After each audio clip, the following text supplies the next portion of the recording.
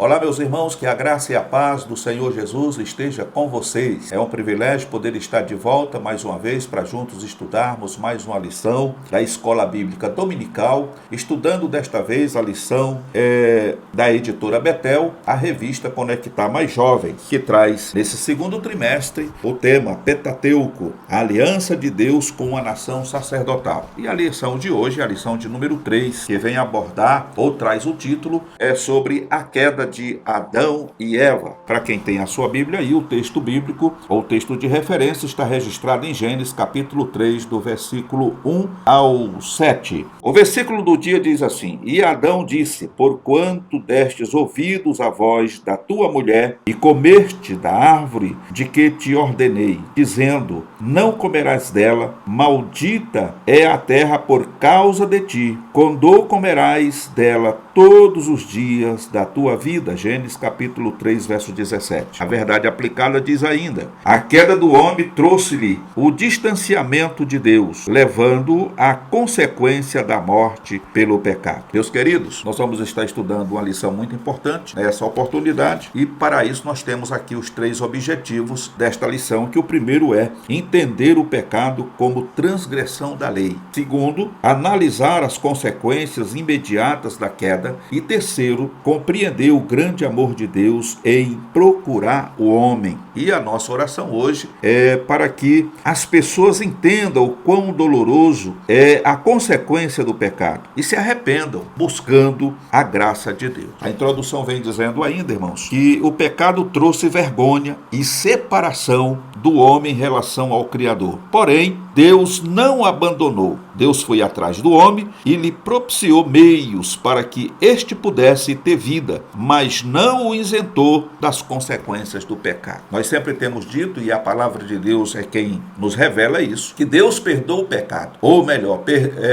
perdoa o pecador que cometeu o pecado. Porém, as consequências desse pecado que o homem praticou, a mulher praticou, Deus não tira. A consequência, ela é algo natural. Então, quando você planta uma semente, trazendo aí uma ilustração bem simples, quando você planta uma semente, você sabe que ao plantar aquela semente, se ela germinar, no futuro próximo, ou médio, ou longo, ela vai produzir frutos. Assim é o pecado. O pecado é uma semente. A partir do momento que ele foi semeado na terra, no ser humano, no coração do homem, ele automaticamente vai trazer uma consequência, ele vai trazer o fruto. E como o apóstolo Paulo diz, o salário do pecado é a morte. Então, quando a gente analisa o texto aqui do versículo do dia, nós vamos perceber que Deus, ele responsabiliza Adão pelo ato que foi cometido ali. Porque quando a gente olha com mais profundidade a esse texto, a gente percebe que ali parece que faltou uma comunicação entre Adão e Eva. Porque Deus falou com Adão, tá certo? Se você examinar, você vai perceber que a ordem de Deus foi para Adão. De todos os frutos, de todas as árvores que existem no jardim, vocês podem comer livremente, mas daquela árvore do conhecimento do bem e do mal, dessa você não pode comer. Então, a proibição era que eles não comessem daquele fruto. Mas Eva, quando ela questiona com a serpente, você vai analisar, ela vai dizer que Deus disse que daquela árvore eles não podiam comer e nem tocar, porque se tocasse ou comesse, eles morreriam. E aí, irmãos, quando a gente analisa isso friamente, a gente vai entender que ali foi aberta uma porta para que Satanás entrasse com uma negativa e com uma positividade. Porque a primeira coisa que ele vai dizer é o seguinte: não é bem assim. Não é que se você tocar no fruto, você vai morrer. Pelo contrário, ter uma intimidade com esse fruto, tocar nele, comer dele, algo vai acontecer. Vocês vão ter a vossa visão aberta. A inocência vai passar. E vocês vão ser como Deus. Vocês vão saber diferenciar o bem do mal e etc, etc. E esse argumento de Satanás foi suficiente para convencer a mulher. Então ela tocou no fruto. E diz o texto que ao olhar para a árvore, ela viu que a árvore era agradável, o fruto era agradável aos olhos, e ela comeu do fruto. E ela continuou igual, e ela percebeu que ela não morreu, porque na mente dela, ela achou que no momento que tocasse ou que comesse do fruto, que era o que ela tinha entendido, ela automaticamente cairia levedura, morria. E ao tocar no fruto, não aconteceu nada. Comeu o fruto, não aconteceu nada. Aí imediatamente ela pega o fruto e leva para o seu marido. Agora, por que Deus responsabilizou Adão? Porque Adão, ele tinha recebido a instrução de Deus. Ele era o cabeça, ele era o responsável. Se ele tivesse recusado o fruto, Eva pagaria o preço sozinha. Mas quando ele deu ouvido à sua mulher e comeu do fruto, aí aquilo que o inimigo tinha dito aconteceu. Os olhos de ambos foram abertos. É o que nós entendemos através das Escrituras. Os olhos de ambos foram abertos. E a partir desse momento, eles começaram a sentir vergonha. Né? Tanto é que imediatamente ele tenta achar um paliativo. E o texto diz que eles pegam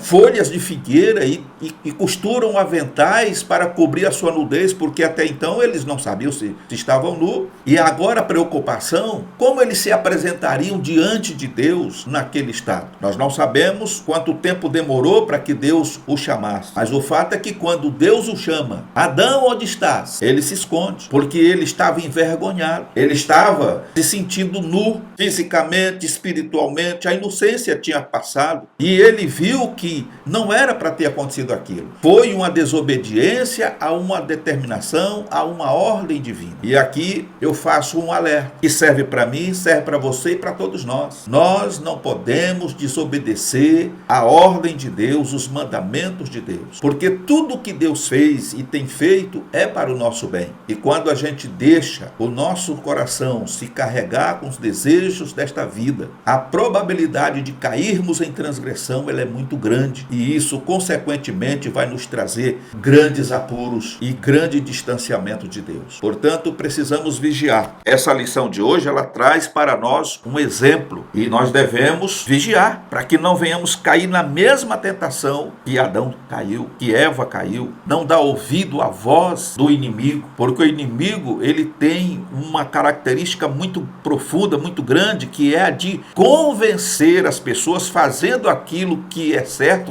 aquilo que é errado se torna certo. Ele muda a situação e ele tem um poder muito grande de convencer as pessoas. E, portanto, precisamos estar atento àquilo que Deus está falando e não às vozes que vêm de fora. Louvado seja o nome do Senhor. O ponto-chave da lição de hoje é: Deus sempre está disposto a receber o pecador em seus braços de amor e misericórdia, porém as consequências do pecado são inevitáveis. Então, como disse aqui a princípio, não importa o tamanho do seu pecado, se ele é pequeno, médio ou grande, porque para Deus não existe pecadinho, nem pecado e nem pecadão. Qualquer transgressão aos mandamentos de Deus é pecado. E, consequentemente, essa consequência desse fruto, dessa semente que você plantou, você vai colher. Deus te ama, Deus é misericordioso, ele é compassivo, mas ele não vai cortar ou fazer com que os frutos caiam por terra. Você vai pagar o preço. E um dos preços que nós pagamos e que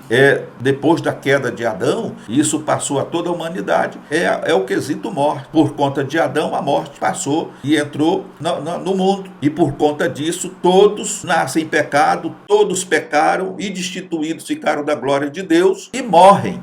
Tornou-se mortal. Porque no princípio, o desejo de Deus era que o homem vivesse eternamente. E ele viveria se não tivesse caído em transgressão, se não tivesse pecado, não tivesse desobedecido. E a prova disso é que ele tivesse seguido a orientação de Deus, mais tarde ele poderia inclusive comer do fruto da árvore da vida. E por conta do pecado, ele foi proibido inclusive de permanecer no Éden. E imediatamente após a queda, Deus expulsa ele do Éden, para que ele não venha tocar no fruto da vida, porque se ele o fizesse, nós não teríamos mais condições de nos reconciliar com Deus e de voltar ao estado original, primitivo. Então, por isso Adão foi expulso do Éden, para que ele não viesse tocar no fruto da vida, porque ele já tinha feito, já tinha errado, e não era possível que ele continuasse nessa situação. Então, por isso que Deus planeja através do tempo, porque, como eu já disse em outras lições, às vezes as pessoas começam a imaginar que Deus ele foi assim, de uma certa forma, apanhado de surpresa. E eu quero dizer para os irmãos que Deus não foi apanhado de surpresa, e a Bíblia nos dá base para isso. Deus já tinha tudo planejado. Nós dizemos assim, olha, se o plano A não funcionar, nós vamos para o plano B, né? Então, se a gente olhar por essa ótica, Deus, ele já sabia e ele já tinha tudo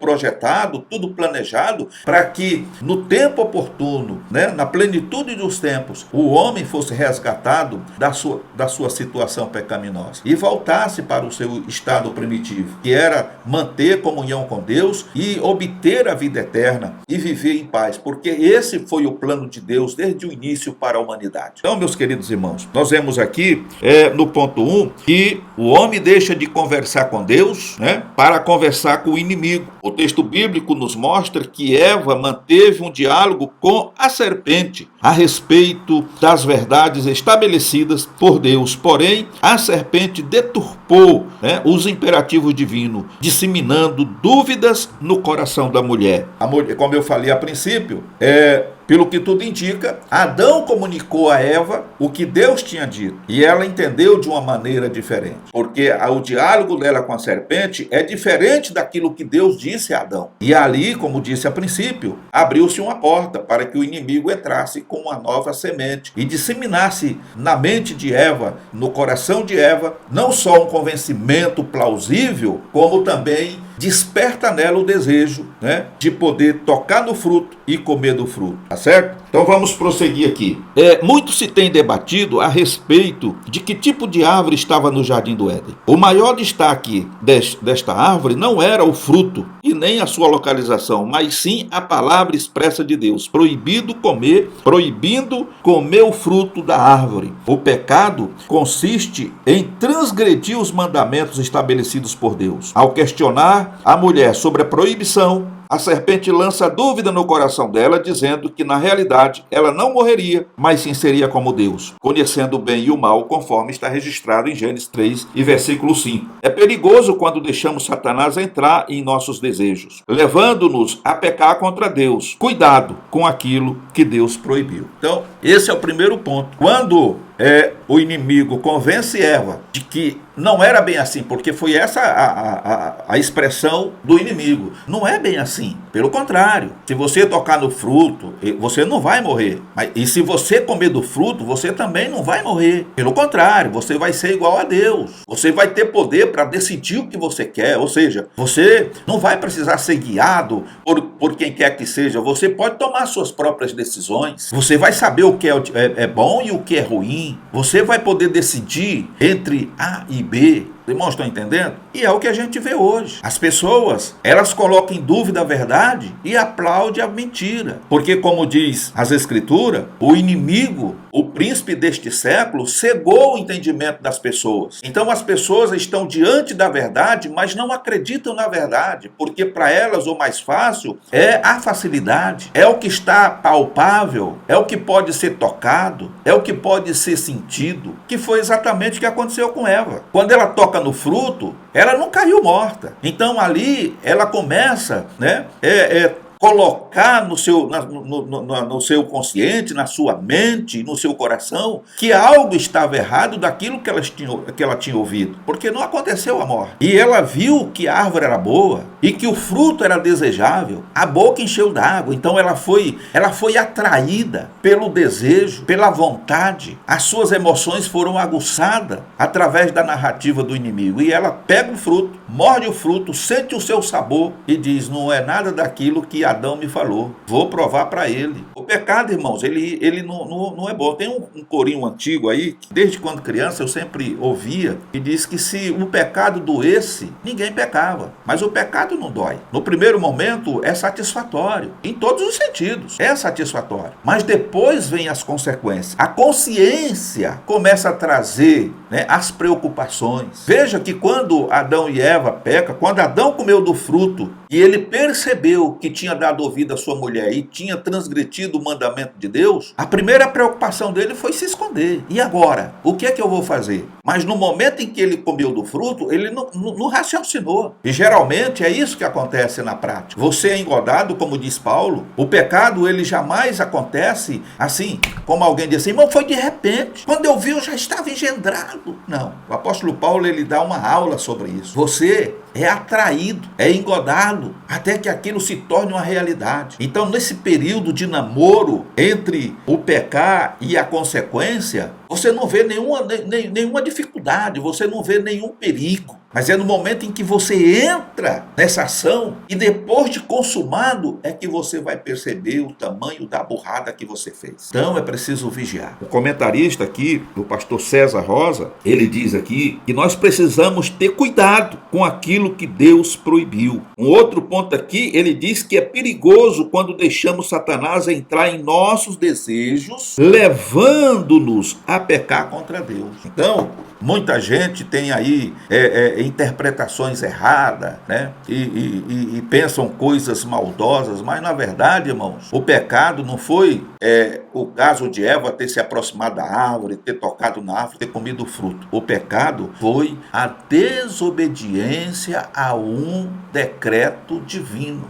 É como hoje nós temos a palavra de Deus, que é a nossa base, a nossa regra de fé e conduta. Quando nós nos guiamos pelas Escrituras, pela orientação que o nosso Pai nos dá, a probabilidade de pecarmos contra Deus é muito pequena. Não estou querendo afirmar e nem generalizar nada, mas nós vamos seguir o conselho de Jesus: vigiai e orai, resisti ao diabo e ele fugirá de vós. Porque pecar, irmãos, é algo que nós poderíamos dizer que é natural para a humanidade, porque nós caímos em pecado, nós nascemos em pecado, concebidos em pecado, como relata o próprio salmista Davi, né? Em pecado eu fui concebido. Então nós já nascemos com essa semente maligna. No entanto, o que vale e o que importa é que o Senhor Jesus nos resgatou. Então hoje nós temos que lidar com a natureza carnal, sim, e há uma guerra entre o bem e o mal que está em nós. E o apóstolo Paulo, ele menciona isso em alguns pontos das suas cartas, quando ele diz que ele esmurra o seu corpo, porque ele vivia uma luta diária como eu e você vivemos. Muitas vezes nós queremos fazer o bem e o mal está diante de nós. E quando a gente menos espera o mal, nós já praticamos. Paulo tinha esse problema também.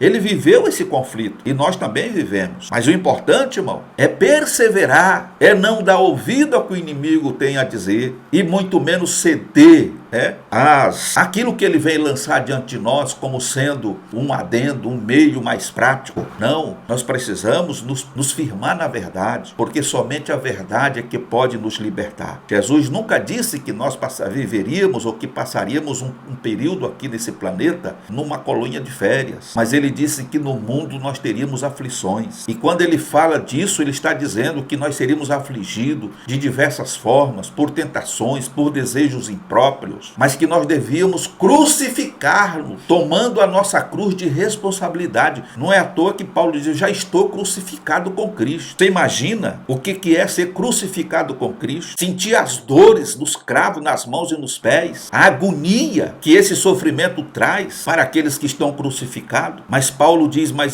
portanto eu já não vivo eu, mas Cristo vive em mim. Ou seja, enquanto eu reduzo o meu corpo a pó, subjugo o meu corpo, eu estou fazendo viver a minha vida espiritual, fazendo morrer a vida da alma, eu elevo a vida espiritual e passo a ter maior comunhão com o Senhor. Eu não sei qual é o processo, qual é a dor, e também nunca ouvi falar, através da ciência, o que uma lagarta sofre e passa no momento em que ela se torna um casulo para se transformar numa borboleta. Mas eu tenho uma ideia de que nós, como cristãos, passamos por um processo semelhante a este. Quanto mais nos negamos a nós mesmos, chega um momento em que nós nos tornamos esse casulo, aonde as intempéries da vida, as coisas já não nos atingem, e quando sairmos desse casulo, nós saímos como uma linda borboleta para uma vida melhor. Ok, meus queridos irmãos? No outro ponto, nós precisamos ter cuidado com aquilo que desperta os desejos. Deus, na sua soberania, ele fez as coisas corretas e nós não podemos questionar Deus. Muitas vezes, existem pessoas que questionam Deus porque elas têm uma vida de simplicidade, pobreza. E eu quero dizer que pobreza, irmão, não é pecado. Você pode ser uma pessoa pobre e viver muito melhor do que muitos ricos estão vivendo na atualidade. Porque muitas vezes essas pessoas ricas, que têm poder aquisitivo, elas vivem num conflito eterno. vive debaixo de opressão, enquanto que muitas vezes, vivendo uma vida,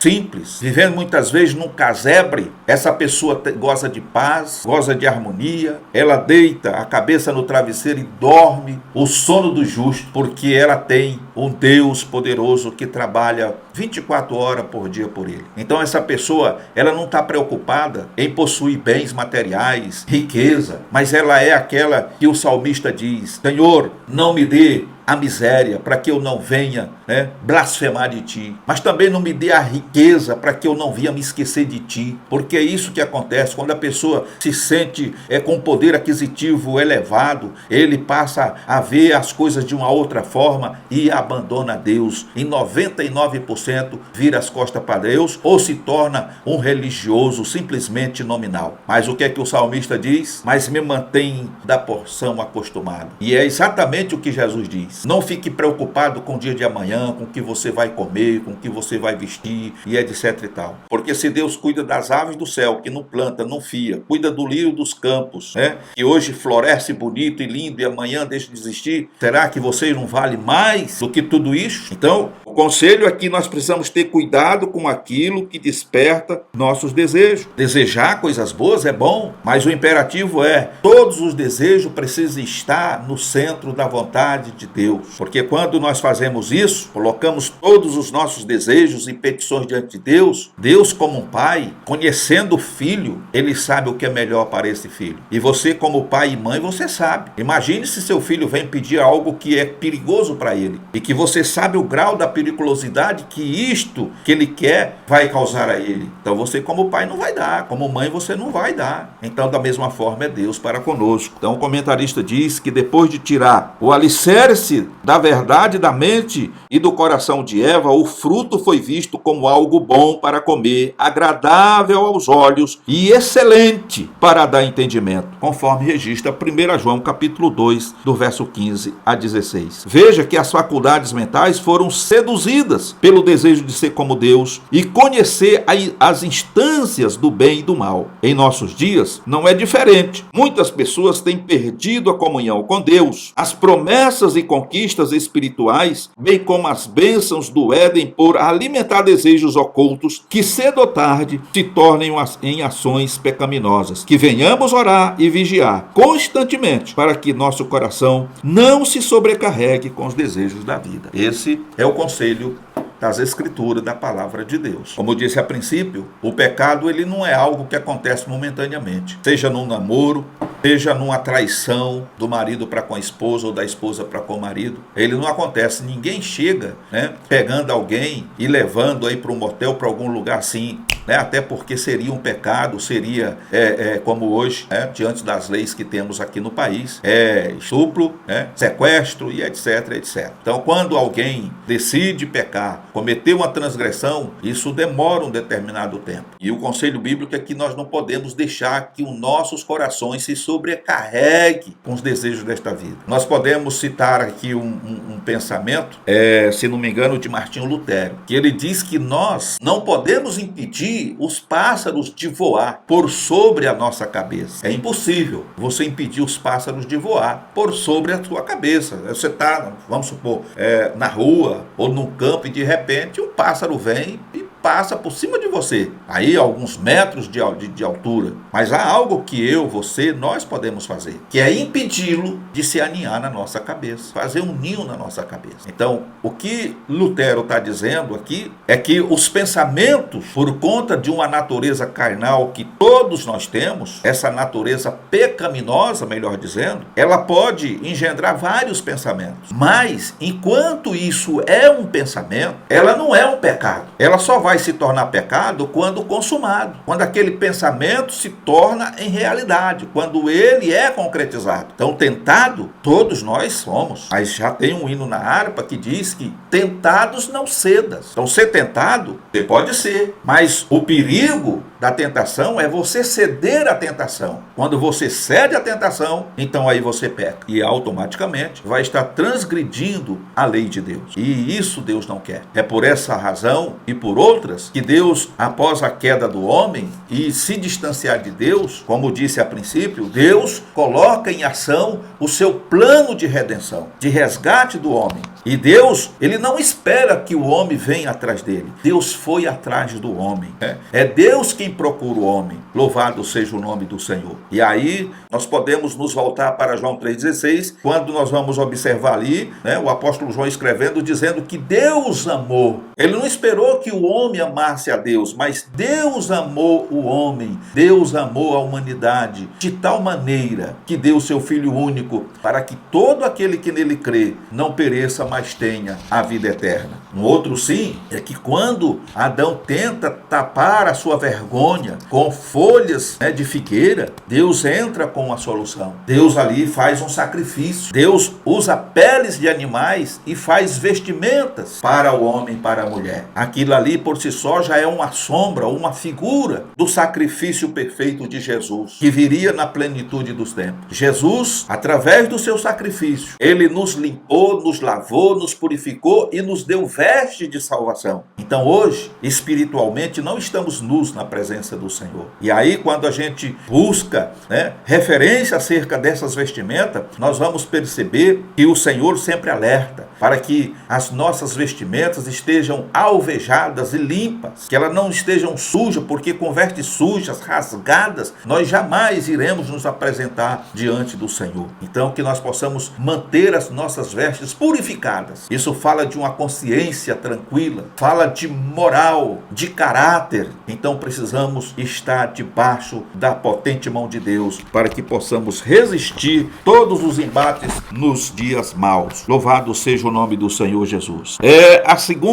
Segundo tópico vem falando aqui sobre as consequências do pecado. O pecado, num primeiro momento, pode até trazer satisfação e prazer, mas aos poucos, sentimento de vergonha e culpa apoderam-se do coração, gerando tristeza e morte. Nós já falamos sobre esse ponto aqui e ninguém, e vou repetir mais uma vez, ninguém pode dizer, às vezes pode até dizer sim, mas o intuito é tentar se justificar. Foi de repente, eu não esperava. Quando eu vi, eu já estava sendo seduzido, ou eu fui seduzida. Houve um namoro, houve um olhar, houve uma confirmação, pensamentos que passaram pela mente de como seria. É bom, devo experimentar? Eu acho que eu vou ver. E como diz aqui o comentarista, no início é bom, depois as consequências vêm. Então precisamos vigiar para que depois não tenhamos que fugir da presença de Deus envergonhado, porque dependendo do pecado, irmão, aliás, não é dependendo do pecado, o pecado traz consequência independente dele ser mais grave ou menos grave, porque pecado para Deus é pecado, é desobediência, é transgressão. E quando você peca, você cristão, que já conhece a verdade, que já foi esclarecido, quando pecamos, nós não pecamos apenas contra nós pecamos contra a nossa família, nós pecamos contra a igreja do Senhor, que é o corpo de Cristo, e nós pecamos contra o próprio Deus, que diz, não pequeis, entendeu? Então, se a gente olhar e raciocinar, a gente não vai estar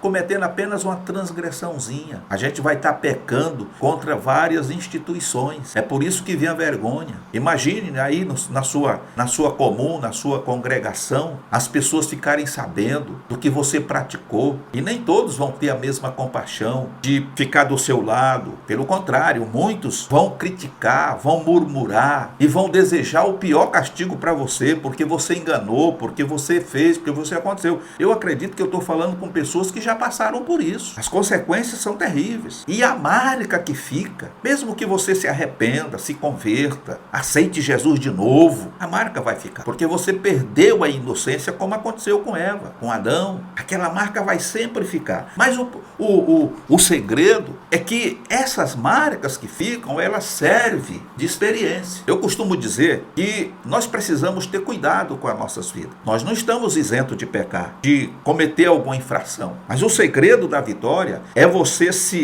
reconhecer que errou, pedir ajuda do Senhor, se levantar e vigiar para que você não caia novamente na mesma transgressão. Porque, como diz um adágio popular, errar é humano, mas persistir no erro é burrice. Então, o erro que foi praticado ontem e que te trouxe consequências, lute para você não cair mais nele. Se arrependa de coração, o Senhor perdoa, porque Ele é o nosso advogado. Aliás, o próprio apóstolo João diz, está registrado no capítulo 2, aliás, na sua segunda epístola, está escrito: filhinhos, não pequeis, mas se alguém pecar, temos um advogado junto ao Pai, Jesus Cristo o justo. Então, o segredo é não pecar, mas se porventura acontecer, seja capaz de reconhecer o seu erro. Não queira transferir o seu erro para A ou B, como fez Adão. Porque se a gente analisar o texto, nós vamos perceber, irmãos, que Adão culpou Deus. Ele transferiu a culpa para o próprio Deus. Quando ele diz assim: Adão, por que fizestes isso? Ele falou: Senhor, foi a mulher que tu me deu. Ou seja, se o Senhor não tivesse me dado essa mulher, eu não teria feito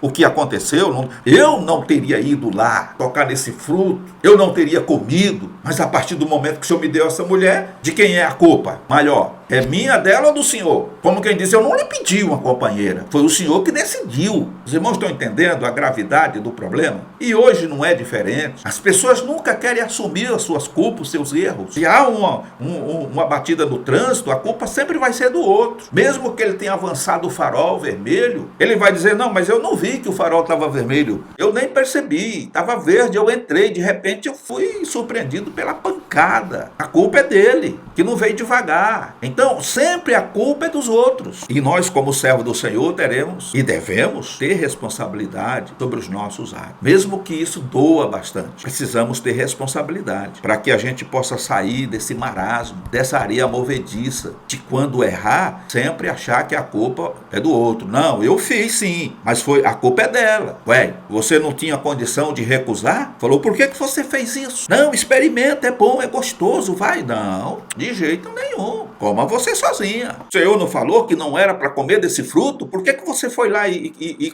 pegou o fruto e está comendo? Não, mas eu descobri que não é nada daquilo que foi falado. Não, tudo bem. Então coma à vontade. Parabéns para você. Mas essa não foi a atitude de Adão. Como não é a atitude nossa muitas das vezes. Nós temos consciência de que um passo que estamos dando é errado, mas a gente persiste em ir. E depois que a coisa desgringola e fica feio, a gente sai pela tangente. Realmente eu fiz. Eu não nego que não fiz. Mas a culpa é de fulano, foi ele que garantiu que não era nada daquilo, né? Felizmente é assim que funciona, lamentavelmente. Dores, morte e expulsão do paraíso. Foi o que aconteceu. Essa foi a primeira consequência. Por conta disso, toda a natureza foi alterada, né? Toda a criação.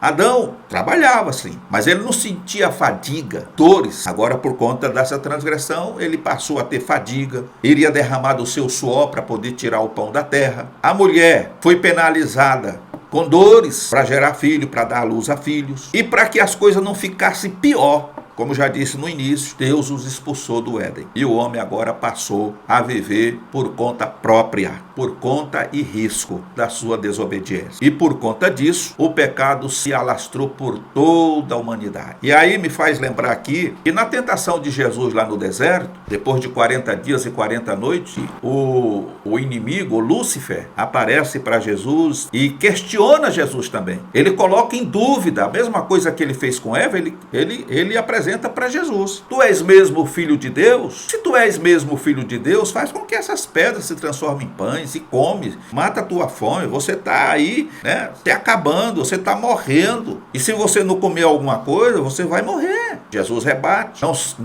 nem só de pão viverá o homem. Ele não satisfeito, ele leva Jesus novamente a um lugar muito alto e mostra todos os reinos da terra. Veja, ele mostra todos os reinos da terra. E ele diz assim: tudo isto te darei, se tão somente se ajoelhar diante de mim e me adorares. E eu posso dar isso para quem quiser, porque a mim foi entregue. Agora, aqui está o X da questão. Quem entregou isso a Satanás? Foi Deus? Foi Deus que entregou a chave do poder e que ele se tornasse o príncipe deste mundo? Não, não foi Deus que fez isso, foi Adão. No momento em que ele transgrediu, ele abdicou do seu direito, ele passou esse direito para Lúcifer, que foi quem tentou Eva e por meio de Eva atingiu Adão, porque o poder estava na mão de Adão. Deus colocou esse poder na mão de Adão. A ordem era crescer e multiplicar, governar a terra e sujeitar tudo. Então Adão tinha esse poder de fazer todas as coisas. A ele foi entregue o controle, a administração de tudo que o Senhor tinha criado. E ele entregou ao inimigo. E ele